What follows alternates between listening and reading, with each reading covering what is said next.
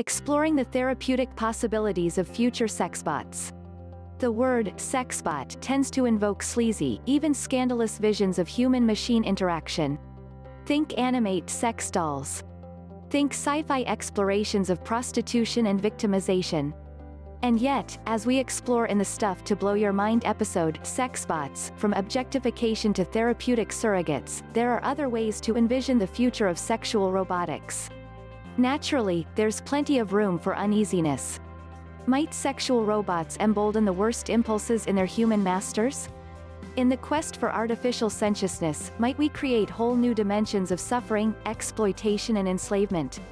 My co-host Christian Sager and I explore these very issues, but we also discuss arguments that sex robots might only be as human as our least human, and often best-selling, sex toys for men and women. Most interestingly of all, they might take on therapeutic roles, such as sex therapists for veterans recovering from genital injuries, or real-life sex surrogates who aid individuals suffering from a wide variety of sexual dysfunctions. I encourage you to listen to our podcast episode above, but I also think a thought experiment is in order, a science-fictional glimpse into a future where therapeutic sex robots have their place in human society. Read on in this piece of short fiction below. Edwin and the box. It was hard to see the box as anything but an egg. Edwin stared at it on the living room rug and tried to imagine the body inside, a fetal folding of artificial limbs, a robotic embryo surrounded by an albumin of inflated packing material. Not that it resembled an egg at all, of course. It was as an unassuming cube, and he remained thankful the manufacturers had avoided the sort of suggestive casket-shaped container that might stir neighborhood gossip. The Sabarwals and the Ambersons couldn't possibly understand the pain that had brought him to this point, or the effort it had taken to cave to his therapists. Because it was the salacious stuff of sci-fi movies and heavy metal magazines spiraling back 100 years or more, the Sexbot, the pleasure unit, machines designed by men, for men, that invoked the most limiting visions of femininity and human sexuality. If the neighbors had guessed the contents of this flat gray box, what might they think? Edwin the deviant. Edwin the lonesome. Or worse, they might suppose him a monster whose lusts were fit only for some sad simulacrum. Edwin ceased his pacing and averted his eyes from the box. He brought his thumb up to his right nostril and began his breathing method, just as Dr. Schwetchen had taught him. Gradually, the anxiety began to wane. He took a seat in the reading chair, careful not to knock his screen off the armrest. He'd broken one of the gadgets already through haphazard fumbling, but he was growing more and more used to his new limbs. The sensations of his right arm and leg didn't quite match up with those of their left side counterparts, making coordination a bit difficult. The prostheses made all the difference in the world, but technology could only do so much. When Edwin was a child, his father had read him Irish myths, most of which centered around the wars of superhuman fairy folk.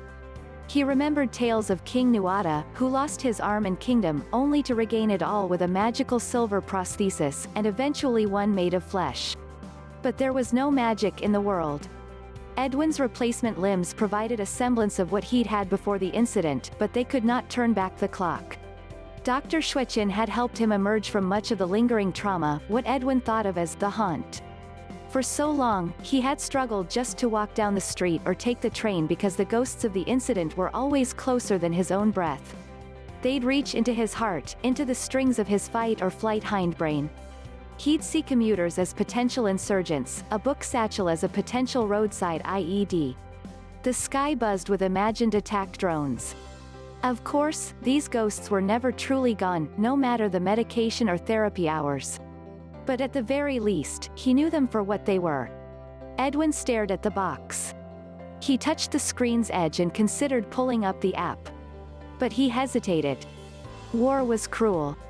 Sometimes survival seemed the cruelest part. The incident had irrevocably mutilated Edwin's genitalia as well, which was perhaps to be expected.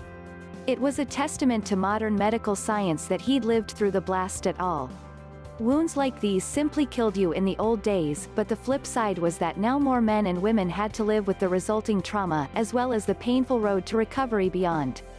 They confronted life again on the other side, as if on some alien shore, and figured it all out anew. He'd fretted over so much. He'd wondered, still wondered, if he'd ever know the feeling of waking beside a lover in the early hours, or sharing the intimacy of a shower on a summer night. He still had to remind himself that these were not selfish, ungrateful longings. He had to block out the inner voice that whispered the world untouchable and insisted that physical intimacy was the providence of the whole. He was not inhuman, so why should he accept inhuman boundaries of experience? Why should anyone? And that was where the box came in, not a replacement, Schwechin insisted, but a surrogate.